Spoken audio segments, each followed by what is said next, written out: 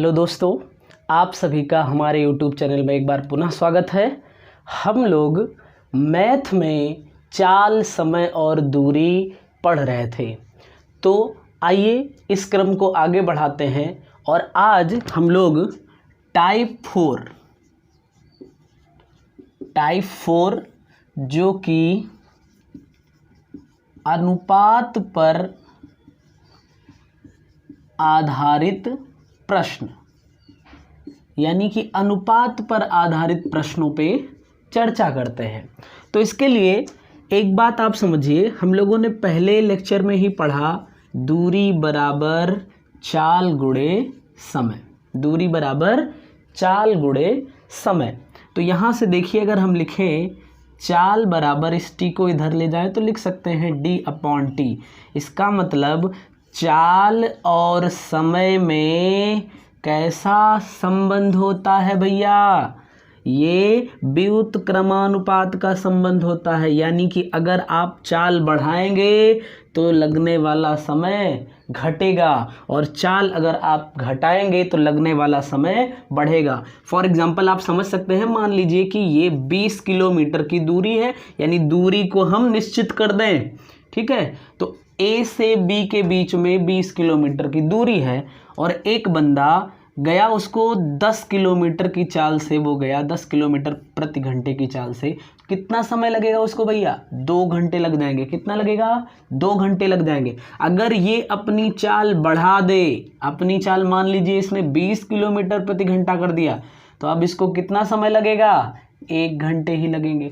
और अगर ये अपनी चाल घटा देता है 5 किलोमीटर प्रति घंटा, 10 थी 10 से 5 कर दिया, तो अब 5 चौक 20, यानी कि अब इसको 4 घंटे लगेंगे। तो आपने देखा कि यदि दूरी नियत रहे तो चाल बढ़ाने पर लगने वाला समय घटता है और चाल घटाने पर लगने वाला समय बढ़ता है। ठीक, इसका मतलब कि हमें अब जो याद रखना है वो यही याद रखना है कि जब d कांस्टेंट हो, d क्या हो भैया? कांस्टेंट हो, तो चाल और समय में व्युत्क्रमानुपात का संबंध होता है। ठीक है, बस इतनी सी बात है। आइए हम लोग कुछ प्रश्न करते हैं जो कि प्रीवियस ईयर में रेलवे में या फिर एसएससी में पूछे गए हैं। ठीक है, तो चलिए पहला प्रश्न आप पढ़ सकते हैं। एक ट्रक 1 मिनट में 550 मीटर जाता है, जबकि एक बस 43 किलोमीटर की दूरी 45 मिनट में तय करती है। उनकी चालों का अनुपात ज्ञात करिए। तो भैया देखिए, एक जो ट्रक है वो कितने मिनट में? 1 मिनट में कितनी दूरी जा रहा है? 550 मीटर की। बताइए, यानी कि इसकी चाल आप लिख सकते हैं डायरेक्टली 550 मीटर पर मिनट। अरे बताइए, 550 मीटर पर मिनट। और एक बस जो है वो कितनी जा रही है? 33 किलोमीटर। कितनी देर में? 45 मिनट में। बताइए भैया। तो यहाँ देखिए, ये मीटर में था, अगर आप इसको मीटर में कन्वर्ट करिए तो 1000 से गुणा करना पड़ेगा, यानी कि 33,000 मीटर आ जाएगा। ठीक, 1 मिनट में कितना चलेगा? 33,000 बटे 45, ठीक है, मीटर चल जाएगा। ये 1 मिनट है। ठीक है, तो आप इसको कर सकते हैं 15 से अगर कैंसिल करिए तो 15 तिया 45 और 15 दूना 30, 15 दूना 30 और डबल 0। ठीक है ना, कोई दिक्कत नहीं है। तो ये आ जाएगा आपका कितना? 2200। बताइए, ठीक है, 2200 और बटे 3 कितना? मीटर प्रति मिनट। ठीक भैया, दोनों की चाल आ चुकी है। अब देखिए, यूनिट सेम है, मीटर प्रति मिनट और मीटर प्रति मिनट। तो अब ट्रक और बस की चाल यानी स्पीड ऑफ बस एंड स्पीड ऑफ ट्रक, इनका अनुपात निकाल दीजिए तो कितना आएगा? 550 अनुपाते 2200/3। तो इस 0 से 0 कैंसिल हो जाएगा। आप इसको कैंसिल कर सकते हैं 11 × 5 = 55 और 11 × 2 = 22 से, ठीक है। और ये 5 × 4 = 20, 3 इधर आ जाएगा, यानी 3:4 का अनुपात आ जाएगा। ठीक भैया, ये मैंने पूरा डिटेल में बता दिया। आप इसको बहुत आसानी से, बस खाली करना क्या है कि आपको चाल इनकी पता करनी है मीटर/मिनट में और उसके बाद अनुपात निकाल देना है। ठीक, चलिए अगले प्रश्न पे चलते हैं हम लोग। अगला प्रश्न जो है, 3 कारों की चाल 3:4:5 के अनुपात में है। उनके द्वारा एक ही दूरी तय करने के लिए लगे समय का अनुपात ज्ञात करिए। आइए देखते हैं। 3 कार है, पहली कार, दूसरी कार और तीसरी कार। तो इन तीनों की जो चाल का अनुपात है 3:4:5 है, ठीक है। तो ये है इनकी चाल का अनुपात। क्या करिए, इनका बना लीजिए एलसीएम। बताइए एलसीएम कितना बन जाएगा इसका, 60 बन जाएगा। ठीक, ये आप मान लीजिए इसकी है दूरी। ठीक, तो अगर वो 3 की चाल से 60 किलोमीटर जा रहा हो, 3 किलोमीटर पर घंटे की चाल से, तो कितना समय लग जाएगा उसको बताइए। 20 लग जाएगा, 20 घंटे। 4 की स्पीड से जाएगा तो 15 घंटे और 5 की स्पीड से जाएगा तो 12 घंटे। यानी ये हुआ समय का अनुपात। ठीक, यानी कि पहली, दूसरी और तीसरी जो कार है, यदि वो ये समान दूरी चले तो उनके द्वारा लगने वाले समय का अनुपात 20:15:12 हो जाएगा। अब ये इससे ज़्यादा सरल तो होना नहीं है, यही हो जाएगा हमारा आंसर। ठीक, कोई दिक्कत नहीं होगी। चलिए अगले प्रश्न पे चलते हैं। अगला प्रश्न है, एक निश्चित दूरी तय करने के लिए ए और बी की चालों में 3:4 का अनुपात है। गंतव्य स्थान पर पहुंचने में ए को बी से 30 मिनट अधिक लगते हैं। गंतव्य स्थान पर पहुंचने के लिए ए को कितना समय लगेगा? आइए देखते हैं। तो 2 लोग हैं, ए और बी हैं। इनकी चालों का अनुपात कितना दिया हुआ है? 3:4। ठीक, और अभी हम लोगों ने देखा कि जो चाल और समय में संबंध होता है वो कैसा संबंध होता है? व्युत्क्रमानुपात का। यानी अगर 2 लोगों की चालों का अनुपात 3:4 है तो उनके समय का जो अनुपात होगा वो कितना हो जाएगा भैया? Just opposite 4:3।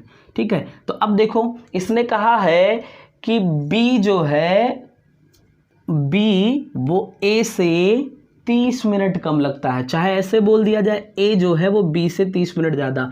अब देखो यहाँ पे समय ए को ज़्यादा लग रहा है। ठीक, यानी क्या करिए, इन दोनों का आप डिफरेंस ले लीजिए 1 यूनिट, और यही 1 यूनिट बराबर है कितने के? 30 मिनट के। चाहे इसको आप लिख सकते हैं 1/2 घंटे के।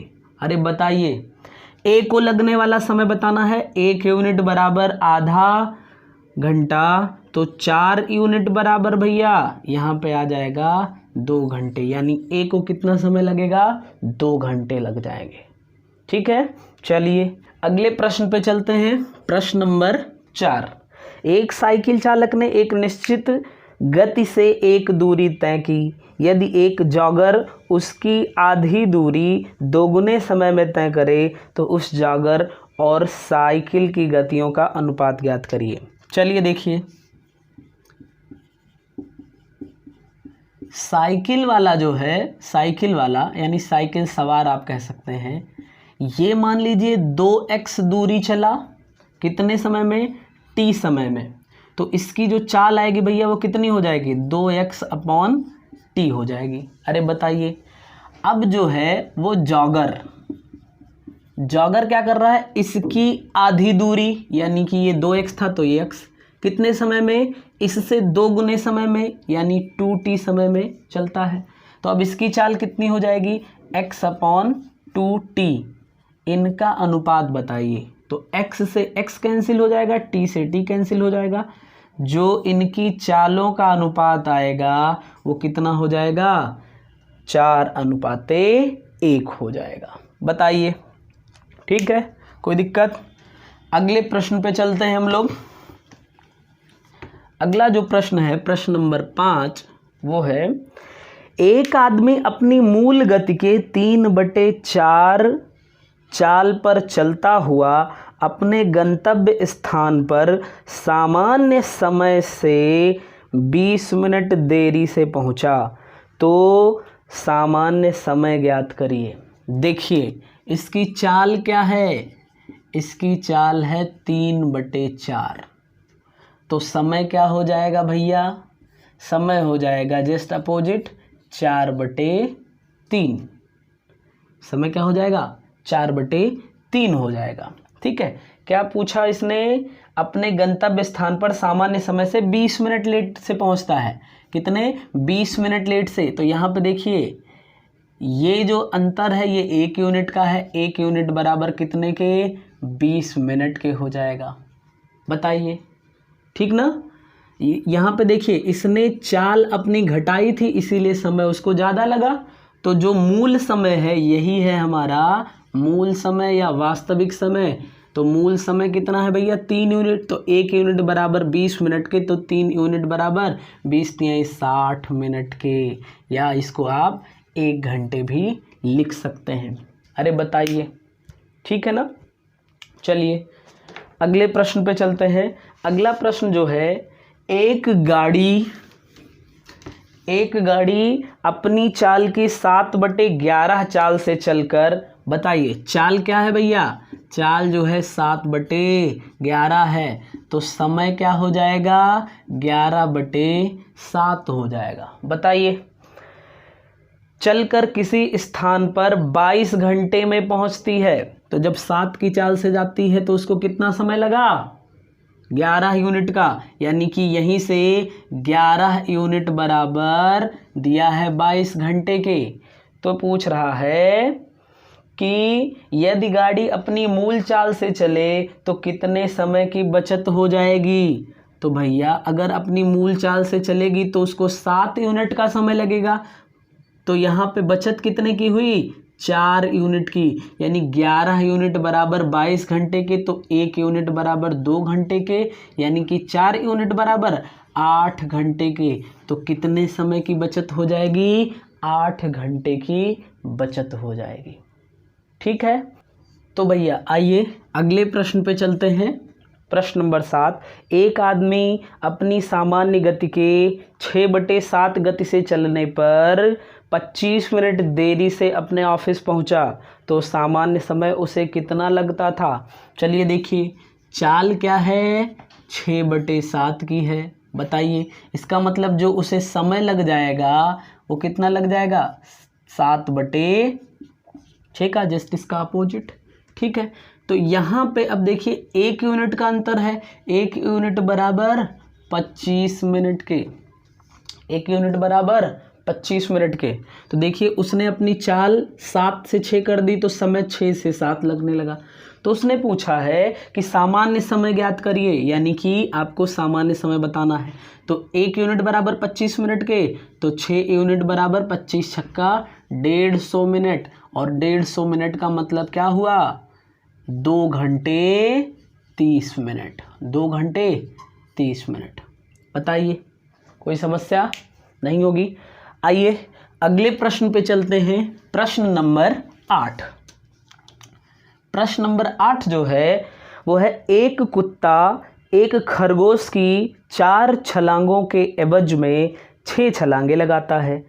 कुत्ते की 2 छलांगे खरगोश की 5 छलांगों के बराबर हैं, तो उन दोनों की गति का अनुपात कितना है? आइए देखिए, एक कुत्ता जो है एक खरगोश की 4 छलांगों के एवज में, यानी कि जो खरगोश है वो जब तक 4 छलांग लगा रहा है तब तक जो कुत्ता है वो कितना लगा रहा है? 6 छलांग लगा रहा है।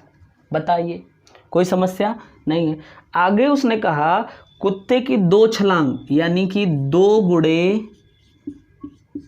कुत्ते की छलांग बराबर जो है वो 5 छलांगों, खरगोश के 5 छलांगों के बराबर है। ठीक है, बताइए, कौन समस्या नहीं है। तो यहाँ पे हम लिख सकते हैं कुत्ता, और इस खरगोश को ले आए, अपॉन खरगोश बराबर 5/2 हो जाएगा। बस कुछ नहीं करना है यहाँ पे, ठीक है। यहाँ पे आपको कुछ भी नहीं करना है, बहुत आसानी से कर सकते हैं। किसमें बताना है? कुत्ता और खरगोश की चाल बतानी है। तो अब चाल बताने के लिए क्या करना पड़ेगा आपको? देखिए यहाँ खरगोश कितना है? 2 है, और यहाँ खरगोश कितना? 4। यानी खरगोश की जगह पे इन दोनों को मल्टीप्लाई करके कर दीजिए, यानी 4 × 2, ठीक है। और यहाँ पे डॉग है 6, और यहाँ पे कितना है? 5, यानी यहाँ पे कर दीजिए 6 × 5। बताइए, 2 से इसको कैंसिल कर दीजिए, 3 आ जाएगा, यानी कि 15:4। तो जो डॉग है और रैबिट, कुत्ता और खरगोश की चाल का अनुपात कितना हो जाएगा? 15:4 हो जाएगा, ठीक है। आइए एक प्रश्न इस तरह का और करते हैं। तो प्रश्न नंबर 9 कहा, टॉम जेरी का पीछा कर रहा है, उतने ही समय में टॉम 8 बार कूदता है और जेरी 6 बार कूदता है, किंतु 7 बार कूदने पर टॉम जितनी दूरी तक जाता है, जेरी 5 बार कूदने पर जाता है, तो उनकी चालों का अनुपात क्या है? बहुत आसान है। टॉम और जेरी की चाल का अनुपात जो है वो डायरेक्ट हम लोग देखिए कैसे लिख सकते हैं। टॉम कितना चला? 8 बार कूद रहा है, ठीक, 8 बार। उतने ही समय में जेरी जो है वो कितना कूदा है? 6 बार कूदा है। बताइए, कोई समस्या नहीं है। फिर किंतु 7 बार कूदने पर टॉम जितनी दूरी चलता है, कितनी बार? 7 बार कूदने पर। ये यानी जेरी 5 बार कूदने पर जा रहा है। तो 2 से आप इसको कैंसिल कर दीजिए, 4, 2 से ये आ जाएगा 3, ये आया 28 और अनुपाते 15। यानी टॉम और जेरी की चाल का अनुपात कितना हो जाएगा? 28:15 हो जाएगा, ठीक है। तो ये रहा हमारा अनुपात पर आधारित प्रश्न।